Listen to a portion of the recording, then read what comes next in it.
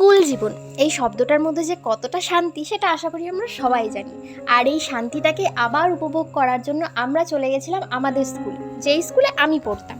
মূলত আমরা বছরের একটা দিন চেষ্টা করি স্কুলে আসার, ইচ্ছা তো করে প্রতিদিন যাওয়ার, কিন্তু সেই পুরনো বন্ধুগুলোকে থরিয়ে পাবো, যেই কারণে বছরের এই একটা দিন মানে টিচার্স ডেতে আমরা চলে এসেছিলাম। যদিও এইবার একটু জনসংখ্যা কমে গেছিলো, কারণ অনেকে কাজে ছিল ব্যস্ত, অনেকে কিছু কিছু কারণের জন্য আসতে পারিনি, কিন্তু যে কয়জন আমরা ফিরেছিলাম সে কয়জন আমরা চলে এসেছিলাম। মোটামুটি 5-6 জন এসেছিলাম। আর স্কুলে ঢোকার পর থেকে তোমরা বিশ্বাস করবে না, মানে বাড়ির থেকে বেরোনোর পরে আমার মুখে যে হাসিটা ছিল, ঠিক বাড়িতে ঢোকার পরে সেই হাসিটা বন্ধ হয়েছে। মানে এতটাই মজা করেছি স্কুলে গিয়ে, কোনো কিছু না কিন্তু তাও অনেক মজা। স্কুলের এক একটা রুম, এক একটা বেঞ্চে খোদাই করা সব নাম সব কিছু খুঁটে খুঁটে দেখছিলাম, আর পুরনো স্মৃতিগুলোকে আবার জাগাচ্ছিলাম। আমাদের ব্যাচটা স্কুল ছেড়েছে প্রায় 6 থেকে 7 বছর হয়ে গেছে, আর এই অনেক কটা বছরের মধ্যে অনেক কিছু পরিবর্তন হয়ে গেছে। যেমন স্কুলের রং পাল্টে গেছে, স্যার ম্যাডামরা বদলি হয়ে গেছে, আরও নতুন নতুন জিনিস স্কুলের মধ্যে এসেছে। কিন্তু যেইগুলো পরিবর্তন হয়নি সেটা হচ্ছে স্কুলের এক একটা রুম, আর রুমের মধ্যে ছড়িয়ে থাকা আমাদের স্মৃতিগুলো।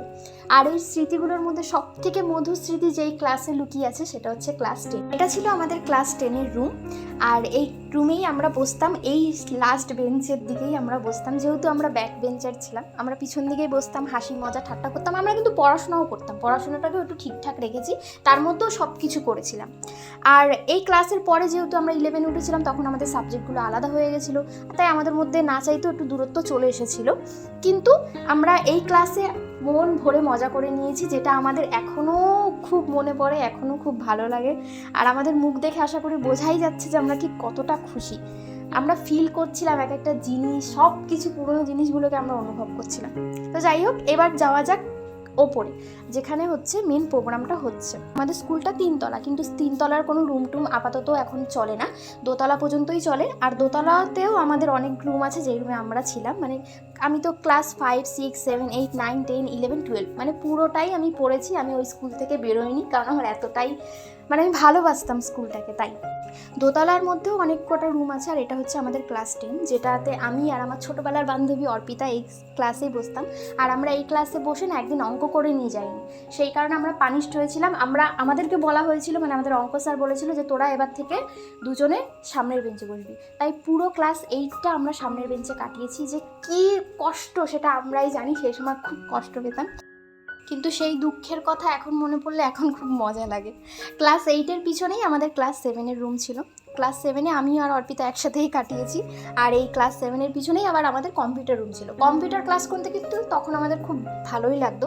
এখনও হয়তো আপাতত কম্পিউটার রুমটা বন্ধ আছে নাকি খোলা আছে আমি জানি না। স্কুলের এই পাশটাও অনেকগুলো রুম আছে, কিন্তু আপাতত তালা দেওয়া বলে ওদিকে আর গেলাম না। এখন আমরা যাচ্ছি হল রুমের দিকে, কিন্তু তার আগে তোমাদেরকে দেখাই, এটা হচ্ছে আমাদের স্কুলের মাঠ। আমরা প্রথম ছোটোবেলায় এখানেই জাতীয় সঙ্গীত করতাম, আমাদের টিফিন টাইমের খেলাধুলা করতাম, তার সাথে সাথে পিটি, আর আমাদের যে বাৎসরিক খেলা হতো সেটা এখানেই হতো। তারপরে আবার অন্য মাঠে গিয়ে হতো খেলাটা। আমাদের স্কুলের যেই অনুষ্ঠানটা, সেই অনুষ্ঠানটা যেমন আমরা 11-12-এর যখন পড়তাম তখন সবাই মিলে একসাথে করতাম, ঠিক তেমনিভাবে এরাও 11-12-এর সব ভাই বোনেরা মিলে এই অনুষ্ঠানটা করেছে। আবৃত্তি, গান, নাচ খুব সুন্দরভাবে সব কিছু করেছে, দেখতেও বেশ ভালো লাগছিল। আর এখানে সব স্যার ম্যাডামরা চলে এসেছে। আমি আর ভিডিও বেশি করিনি, কারণ অনেক দূর থেকে ভিডিও করছিলাম বলে ঠিকঠাকভাবে দেখা যাচ্ছিল না, একটা ভয় সম্মান সব কিছুই কাজ করছিল। যাই হোক, এখন পালা একসাথে জাতীয় সঙ্গীত করা, তো চলো একসাথে জাতীয় সঙ্গীত করা যাক।